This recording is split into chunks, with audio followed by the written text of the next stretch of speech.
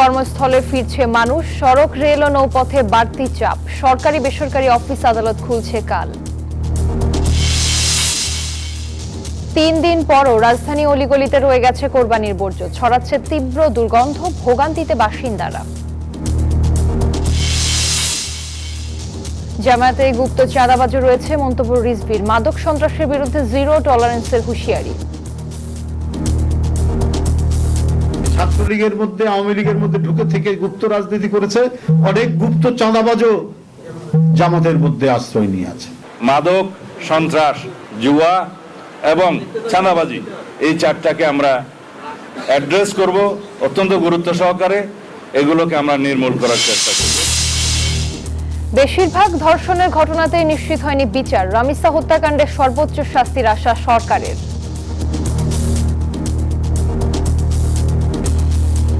আমাদের দেশে বিচার ব্যবস্থার মধ্যে যে আমাদের যে জট সৃষ্টি হয়েছে, এটি তো বিচার বিভাগ সমাধান করতে পারবে না, এটি সরকারের দায় দায়িত্ব। আমরা প্রার্থনা করব সর্বোচ্চ সাজা, বাকিটা আদালত যেটা ন্যায় বিচারের স্বার্থে মনে করবেন সেটাই করবেন। নবজাতকের মৃত্যুর ঘটনায় দুপুরে প্রতিবেদন দিচ্ছে 8 দিন হাসপাতাল। মন্ত্রণালয়ের রিপোর্ট পেতে আরও 3 দিন। দ্বিতীয় দিনেও দেশে ফিরেছেন 5,500-এর বেশি হাজি। কিছু অভিযোগ থাকলেও সার্বিক ব্যবস্থায় সন্তোষ। এবারও পিএসজি চ্যাম্পিয়ন্স ট্রফি জয়ের পর ফ্রান্সের সহিংসতা, পুলিশের সঙ্গে সংঘর্ষ, গ্রেফতার 4 শতাধিক। স্বাগত নিউজ 24 সংবাদে, আপনাদের সাথে আছি আমি জান্নাতুল ফেরদৌস রুবা। দেখছিলেন বিআরবি কেবলস সংবাদ শিরোনাম, এবারে বিস্তারিত। সোমবার থেকে খুলছে সরকারি বেসরকারি অফিস আদালত। ঈদুল আজহার ছুটি শেষে ঢাকায় ফিরতে শুরু করেছেন নগরবাসী। তবে অন্যান্য বছরের তুলনায় এবার সড়ক, রেল ও নৌপথে ফিরতি যাত্রার চাপ তুলনামূলক কম। কারিগরি ত্রুটির কারণে বিলম্ব হয়েছে চট্টগ্রাম থেকে ময়মনসিংহগামী বিজয় এক্সপ্রেস। Mohakhali bus station. ঈদের ছুটি শেষে চলছে রাজধানীতে ফেরা, আবার কেউ কেউ ঈদের পরে যাচ্ছেন বাড়িতে। বাসগুলোতে যাত্রীদের চাপ স্বাভাবিক দেখা যায়, কাউন্টারগুলোতেও দীর্ঘ সারি ছিল না। যাত্রীরা সহজেই বাস থেকে নেমে গন্তব্যে যেতে পেরেছেন।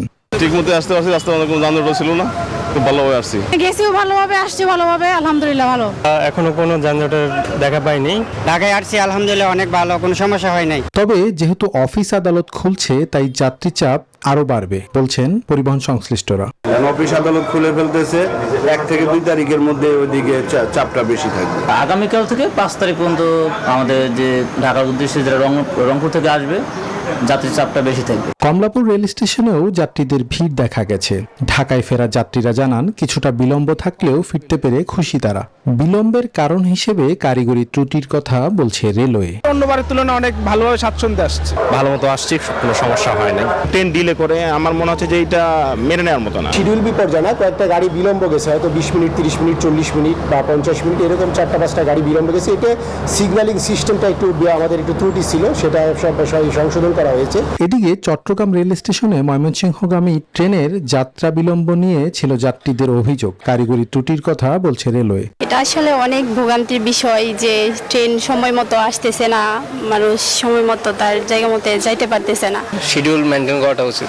পবিত্র ঈদুল আজহা উপলক্ষে 25 মে থেকে 31 মে পর্যন্ত টানা 7 দিনের সরকারি ছুটি ছিল। মাইদুল ইসলাম, নিউজ 24, ঢাকা। ঢাকার 2 সিটি কর্পোরেশন শতভাগ বর্জ্য অপসারণের দাবি করলেও কোরবানির 3 দিন পরেও রাজধানীর অলিগলিতে রয়ে গেছে কোরবানির বর্জ্য, ছড়াচ্ছে তীব্র দুর্গন্ধ, ভোগান্তিতে বাসিন্দারা। ঢাকা দক্ষিণ সিটি কর্পোরেশন বলছে, লক্ষ্যমাত্রা ছাড়িয়ে 36,000 টনের বেশি বর্জ্য অপসারণ করা হয়েছে। সময় মতো গরুর হাটের বর্জ্য অপসারণ না করায় কালো তালিকাভুক্ত করা হয়েছে 11 ইজারাদারকে। রাজধানী হাজারীবাগে রাস্তার আশেপাশে পড়ে আছে কোরবানি পশুর বর্জ্য। কোরবানির তৃতীয় দিনের পরেও রাজধানীর অলিগলিতে এখনো রয়ে গেছে কোরবানির পশুর উচ্ছিষ্ট। মূল সড়কগুলো দ্রুত পরিষ্কার করা হলেও ভেতরের অনেক স্থানে ময়লার স্তূপ জমে থাকায় ছড়াচ্ছে তীব্র দুর্গন্ধ, যাতে চরম ভোগান্তিতে পড়েছেন নগরবাসী। ঢাকার 2 সিটি কর্পোরেশনে 12 ঘন্টার মধ্যে কোরবানির বর্জ্য অপসারণের ঘোষণা দিয়েছিল। স্থানীয়দের অভিযোগ, প্রধান সড়ক থেকে ময়লা সরানো হলেও অলিগলি কিংবা বাড়ির সামনের বর্জ্য নিতে আসেনি পরিচ্ছন্নতা কর্মীরা। এমনকি সিটি কর্পোরেশনের হটলাইনে কল করেও সাড়া মেলেনি। পুরো বাইরে সব ময়লা আটকে রাখছে এবং সামনে যে গরু হাট আছে, হাটের ময়লা এখনো খুব একটা পরিষ্কার করে না, হালকা পাতলা কোন রকম উঠাইছে, এখনো সব ময়লা রয়ে গেছে। আমাদের আজকে 4 দিন হলো ঈদ হয়েছে, এখনো আমাদের গেটের সামনে যেয়ে দেখেন বর্জন এখনো পড়ে আছে। কোনো সুপার লোন, কোনো ময়লার লোক আসে এখনো নেয় নাই, আমরা ফোনও করছি।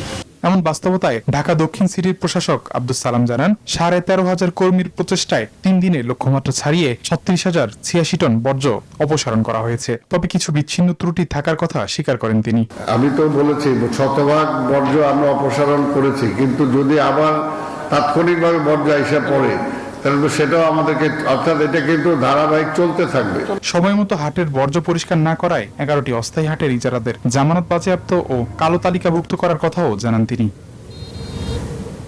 আবি আব্দুল্লাহ, নিউজ 24, ঢাকা। জামাত অতীতে গুপ্ত রাজনীতি করেছে, এখন এই দলে গুপ্ত চাঁদাবাজও রয়েছে, মন্তব্য করেছেন বিএনপির সিনিয়র যুগ্ম মহাসচিব রুহুল কবির রিজভী। রবিবার জাতীয় প্রেস ক্লাবে শহীদ রাষ্ট্রপতি জিয়াউর রহমানের 45তম শাহাদাত বার্ষিকী উপলক্ষে আলোচনা সভায় কথা বলেন তিনি। রিজভী বলেন, দেশের সাংস্কৃতিক অঙ্গন প্রসারিত করার ক্ষেত্রে জিয়াউর রহমানের অবদান ছিল প্রশংসনীয়। দেশের সংস্কৃতি ধ্বংস করে এমন আধিপত্যবাদী শক্তির আগ্রাসনের বিরুদ্ধে সজাগ থাকার আহ্বান জানান তিনি।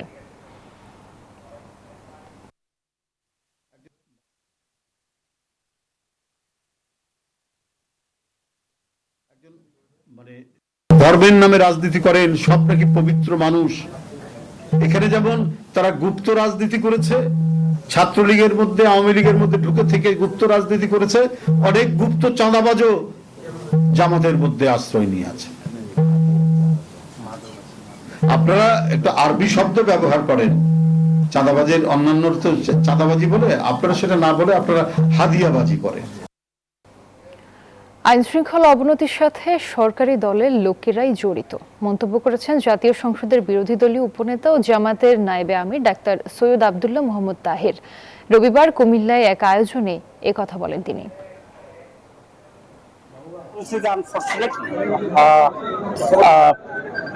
যারা অবনতি করছে, আপনারা দেখেছেন বেশ কিছু শিশু মারা গেছে, র্যাপ কেস হচ্ছে, মামলা হচ্ছে, এটা একেবারে অপ্রত্যাশিত।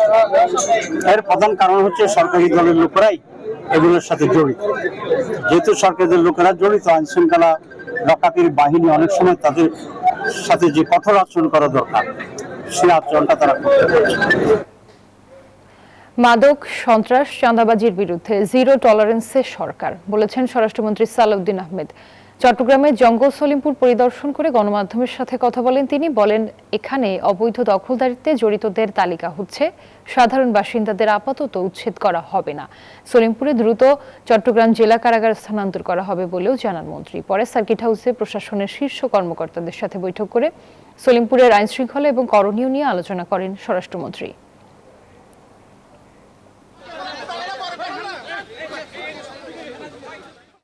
ছবি হয়ে গেছে, আপনারা একটু বাইরে।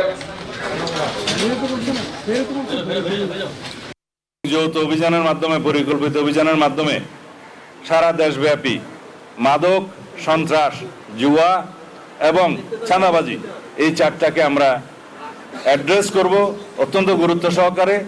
এগুলোকে আমরা নির্মূল করার চেষ্টা করব। দর্শক, স্বরাষ্ট্রমন্ত্রীর সফর নিয়ে আরো জানাতে চট্টগ্রাম থেকে যুক্ত হচ্ছেন আমাদের সহকর্মী আকরাম হোসেন। আকরাম, স্বরাষ্ট্রমন্ত্রীর বৈঠকে কি কি বিষয় নিয়ে আলোচনা হয়েছে জানাবেন, আর আজকে তার আর কি কি কর্মসূচি রয়েছে? ধন্যবাদ রুবা। স্বরাষ্ট্রমন্ত্রী সকাল 9:45 দিকে চট্টগ্রামের জঙ্গল সলিমপুরে প্রবেশ করেন। জঙ্গল সলিমপুর হয়ে তিনি আলীনগর উচ্চ বিদ্যালয়ে গিয়ে সেখানে আইন শৃঙ্খলা রক্ষাকারী বাহিনীর ঊর্ধ্বতন কর্মকর্তাদের সাথে একটি মতবিনিময় করেন। সেখানে বিভিন্ন চট্টগ্রামের জঙ্গল সলিমপুরের নিরাপত্তা এবং আইন শৃঙ্খলা পরিস্থিতি নিয়ে ঊর্ধ্বতন কর্মকর্তাদের সাথে কথা বলেন।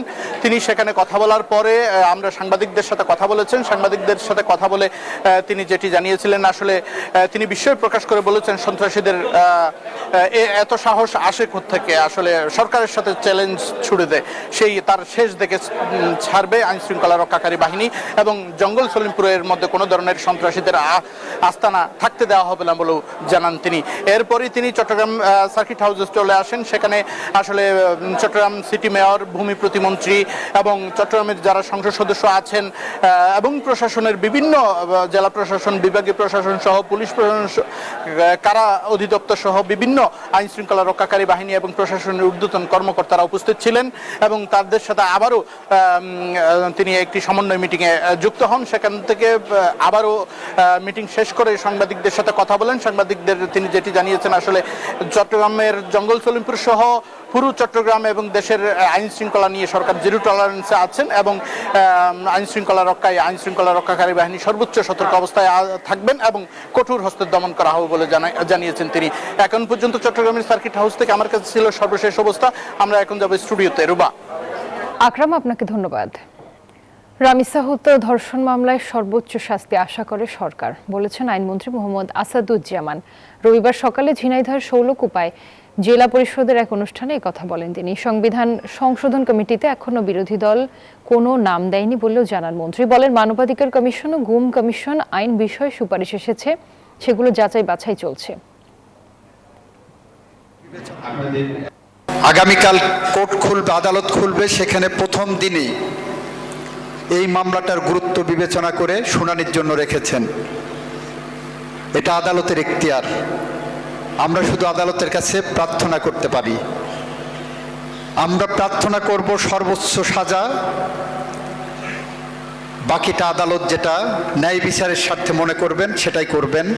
সৌদি আরব থেকে দ্বিতীয় দিনে 14টি ফ্লাইটে 5,795 জন হাজি ফিরবে আজ। হযরত শাহজালাল আন্তর্জাতিক বিমানবন্দরে সকাল 6টায় প্রথম ফ্লাইটে ফেরেন 445 জন হাজি। হাজিরা হজ ব্যবস্থাপনা নিয়ে সন্তোষ প্রকাশ করেন, তবে সরকারিভাবে নিবন্ধন করে হজ করতে যাওয়া কয়েকজন মুআল্লিম ও থাকার রুম নিয়ে অভিযোগ করেছেন। হজ পালন করতে গিয়ে এখন পর্যন্ত মোট 37 জন মারা গেছেন। পবিত্র হজ পালন শেষে দেশে ফিরছেন হাজিরা। সকালে দ্বিতীয় দিনের প্রথম ফ্লাইটে আসেন 445 জন হাজি। সারাদিনে হযরত শাহজালাল আন্তর্জাতিক বিমানবন্দরে 14টি হজ ফ্লাইট আসবে। দেশে ফিরবেন 5,795 জন হাজি। হজের সব ধরনের ব্যবস্থাপনা নিয়ে সরকারের প্রতি সন্তোষ প্রকাশ করেন তারা। আলহামদুলিল্লাহ, খুবই ভালো এবং ওখানে ব্যবস্থাপনাও খুবই সুন্দর। চমৎকার ব্যবস্থাপনা ছিল। আমরা সত্যি আল্লাহর কাছে মানে কৃতজ্ঞতা যে এত সুন্দর ব্যবস্থাপনায় হজ পালন করতে সম্পন্ন করতে পারছি। আমি আল্লাহর রহমতে কোনো ধরনের কোনো সমস্যা ফেস করিনি। আলহামদুলিল্লাহ আলহামদুলিল্লাহ খুবই ভালো ম্যানেজমেন্ট ছিল, কোনো রকম কমপ্লেন নাই। 100% স্যাটিসফাইড আমরা। সরকারিভাবে নিবন্ধন করে হজে যাওয়া কয়েকজন মুআম্মেলরা আন্তরিকতা নিয়ে অভিযোগ তোলেন। এছাড়া 2-3 জনের জায়গায় 5-6 জন করে রাখার অভিযোগও করেন এই হাজিরা। সরকারি এই প্যাকেজে গেছি, মানে এই এটা গেছি, এটাতে রুমে যে সমস্যা হয়েছে, আর 2-1 জন কমাইলে আরো ভালো হইতো। মুআল্লিম সাহেব নিজেদের ধান্দায় ছিলেন, মনে হয় তারা ব্যবসা করতে গিয়েছেন সেখানে। আপনারা বিভিন্ন সাইট ভিজিটে গেছে, যেখানে লাগে 20 টাকা সেখানে তারা 40-50 টাকা নিয়েছে। তারপরে আমাদের খাওয়া দাওয়ার তো আমাদের নিজস্ব ছিল, সেখানেও মুআল্লিমরা ব্যবসার একটা চিন্তা ভাবনা করেছে। ধর্ম মন্ত্রণালয়ের তথ্যসূত্রে জানা যায়, হজ পালন করতে গিয়ে শনিবার 2 জন সহ এখন পর্যন্ত মোট 37 জন বাংলাদেশি মারা গেছেন। Desk report, news 24। দর্শক, টানা ঈদের ছুটিতে আনন্দে মেতেছে নগরবাসী। রাজধানীর মিরপুর চিড়িয়াখানায় আজও ভিড় করছেন রাজধানী ও এর আশেপাশের এলাকা থেকে আসা দর্শনার্থীরা। যান্ত্রিক জীবনের ব্যস্ততা ভুলে পরিবার পরিজনকে সাথে নিয়ে একটু আনন্দের খোঁজে ছুটে এসেছেন সব বয়সী মানুষ। চিড়িয়াখানার ভেতর ও বাইরে উৎসবমুখর পরিবেশ বিরাজ করছে। এবারের ঈদের সবচেয়ে বড় আকর্ষণ খাঁচায় বন্দি এক সাদা মহিষ। এছাড়াও অ্যালবিনো জাতের আলোচিত মহিষ ডোনাল্ড ট্রাম্পের খাঁচা ঘিরেও দর্শনার্থীদের ভিড় দেখা গেছে।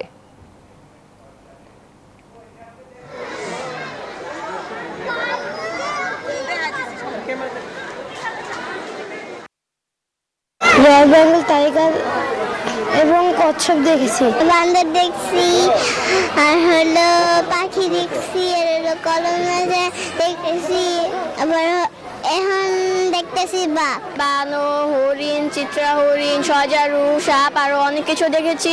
সারা দেশের জেলা পরিষদে বড় বড় দুর্নীতি রয়েছে, কোনো কাজ হয়নি, শুধু টেন্ডার হয়েছে, অথচ তুলে নেওয়া হয়েছে বিল। এসব কথা বলেছেন স্থানীয় সরকার প্রতিমন্ত্রী মীর শাহে আলম। রবিবার দুপুরে বগুড়া শহীদ জিয়াউর রহমান শিশু হাসপাতালে নবগঠিত পরিচালনা কমিটির সভায় এসব কথা বলেন তিনি। প্রতিমন্ত্রী বলেন, পিরোজপুরে 6,000 কোটি টাকার প্রকল্পের মধ্যে 4,500 কোটি টাকা কাজ না করেই তুলে নেওয়া হয়েছে। এসবের তদন্ত হচ্ছে, প্রতিবেদন না পাওয়ার পর ব্যবস্থা নেওয়া হবে। আমরা দায়িত্ব গ্রহণের আগের দিন পর্যন্ত পুঙ্খানুপুঙ্খ তদন্ত করে একটি প্রতিবেদন 60 দিনের মধ্যে দেওয়ার জন্য আমরা মন্ত্রণালয় থেকে একটি কমিটি করে দিয়েছি। সেই কমিটি কাজ করেছে। বড় বড় দুর্নীতি আছে, যেমন পিরোজপুরে আপনার 6,000 কোটি টাকা প্রজেক্টের মধ্যে প্রায় 4,500 কোটি টাকা কাজ না করে উত্তোলন করে ফেলেছে, এবং সেখানে কোনো কাজই হয়নি, শুধু টেন্ডার হয়েছে এবং বিল নিয়ে চলে গেছে। তো এগুলো বিষয়ের সাথে কারা জড়িত না আছে, এই কারণে আমরা তদন্ত কমিটি করে দিয়েছি। নদী যেন তার জীবনের নিয়তি, বৈঠা শুধুই অস্তিত্বের প্রতীক। জীবনের কঠিন লড়াই চালিয়ে যাচ্ছেন শরীয়তপুরের তাসলিমা বেগম। সন্তানদের নিয়ে বেঁচে থাকার তাগিদে দীর্ঘ 2 যুগ ধরে নেমেছেন নদীর বুকে। সংগ্রামী এই নারীর জীবন যুদ্ধ নিয়ে বিস্তারিত জানিয়েছেন বিধান মজুমদার অনি। দেখুন ডেস্ক রিপোর্টে। শরীয়তপুরের গোসেরহাটের প্রত্যন্ত নদীবেষ্টিত এক জনপদের নাম হাজিপাড়া। এই এলাকার বাসিন্দা তাসলিমা বেগম। জীবন এক সময় ছিল অন্য সবার মতোই রঙিন, কিন্তু হঠাৎ স্বামীর মৃত্যুতে তার জীবনে নেমে আসে অন্ধকার। পরিবারের একমাত্র উপার্জনক্ষম মানুষকে হারিয়ে দিশেহারা হয়ে পড়েন তিনি। কাঁধে তুলে নেন পরিবারের দায়িত্ব। প্রথমে নানা কাজ করলেও এক পর্যায়ে হাতে তুলে নেন বৈঠা। প্রতিদিন ভোর থেকে গভীর রাত পর্যন্ত নদীর ঘাটে যাত্রী পারাপার করেন তিনি। কিন্তু কখনো কৃষকের ফসল, কখনো বাজারের মালামাল, আবার কখনো সাধারণ মানুষকে এপার থেকে ওপারে পৌঁছে দেন। বিনিময়ে মেলে গ্রামের বাসিন্দাদের দেয়া মৌসুমের ফসল। সেই ফসল বিক্রি করেই চলে সংসার। নদীর ঢেউ, প্রতিকূল আবহাওয়া কিংবা সামাজিক কটূক্তি কোনো কিছুই দমাতে পারেনি তাকে। তাসলিমা বেগমের বিশ্বাস, মানুষের দরজা বন্ধ হলেও পরিশ্রম করলে যে কোনো অসাধ্য সাধন করা সম্ভব। তাসলিমার জন্য খেয়াঘাটটি ইজারা মুক্ত রেখেছে ইউনিয়ন পরিষদ। এই ঘাটটিকে আমরা ইজারা মুক্ত করে তাকে পারাপারের সুযোগ করে দিয়েছি। 30 বছর জায়গা 22 বছর জায়গা আমরা তো খাওয়াই বাঁচাইছি। রাত দিন কষ্ট করে আমাকে পার করে, কিছু মানুষের পয়সা দেয়, কিছু মানুষের দেয় না। আমরা এই এলাকার সবাই সম্মিলিতভাবে তার এই নৌকাটা বানায় দিছি। সকালে আহে 9টা 10টা বাজে, রাত্রে যায়। ঝড় তুফান মেঘ বৃষ্টি ভিজা ভিজা কাজ করে। জীবনের উত্তাল স্রোতে বারবার টালমাটাল হয়েছেন, কিন্তু ডুবে যাননি। 2 যুগ ধরে বৈঠা হাতে নদীর বুকে লড়াই করে চলা তাসলিমা বেগম যেন সংগ্রামী মানুষের জন্য এক অনুপ্রেরণার নাম। Desk report, news 24। আর এই ছিল নিউজ 24 সংবাদে। ধন্যবাদ।